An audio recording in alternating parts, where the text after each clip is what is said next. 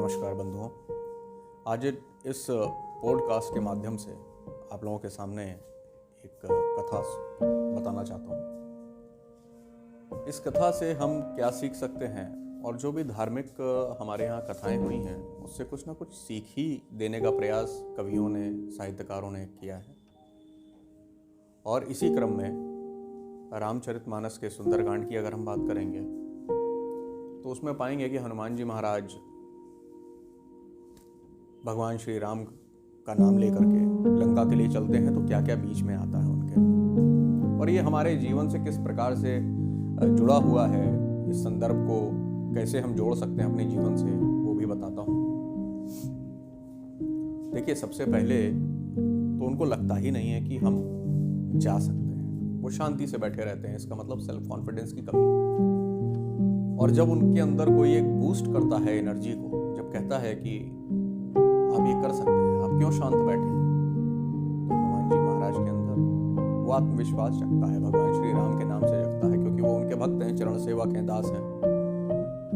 तो हनुमान जी महाराज चलते हैं तो पहला तो ये है कि हमें सेल्फ कॉन्फिडेंट होना चाहिए कि हम किस प्रकार से अपने जीवन, अपने लक्ष्य के लिए चलें। और फिर जब वो चलते हैं तो सबसे पहला जो उनके सामने कठिनाई आती है वो आती है मैनाक पर्वत के नाम से, जो कहती है कि विश्राम कर लो। मतलब हमें अपने आराम को त्यागना है। सबसे पहले हमें अपने जो कंफर्ट जोन है उसके बाहर आ जाना चाहिए।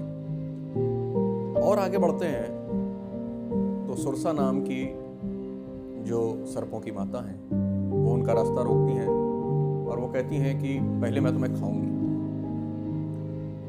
अब इससे हम क्या समझें? और चमत्कार ये भी होता है कि सुरसा जी अपना मुंह बड़ा करती जाती हैं, फिर हनुमान जी अपना आकार बड़ा करते जाते हैं। इससे हमें ये समझना है कि जब इंसान कुछ थोड़ा बहुत पा लेता है, जैसे ही अपने कंफर्ट जोन से बाहर निकलता है, तो उसे जीवन की, लोगों की बहुत बड़ी बड़ी उपलब्धियां नजर आती हैं, बड़ी से बड़ी उपलब्धियां नजर आती हैं। वो खुद को उनके बीच में ढालने का प्रयास करता है, लेकिन जीत कब होती है? जब अपने आप को सबसे छोटा मान लेता है और आगे बढ़ता है। फिर एक और राक्षसी आती है जिसका नाम होता है सिंहनी। वो परछाई पकड़ लेती थी और उससे अपना पेट भरती थी। अब इससे हमें ये सीखना चाहिए कि जब आप आगे बढ़ते हैं तो आपके शत्रु भी बहुत आते हैं और आपके काम में बाधाएं भी बहुत आती हैं।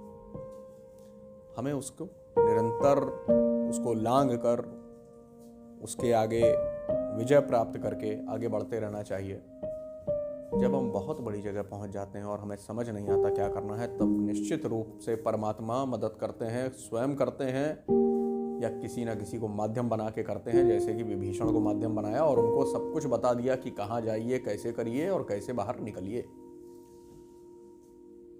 तो ये जो हमारे यहाँ कथाएं हैं, इससे हम लोग बहुत कुछ सीखते हैं और इसको पढ़ने से और संतों का साथ करने से हम उस कथा के मर्म को समझ लेते हैं।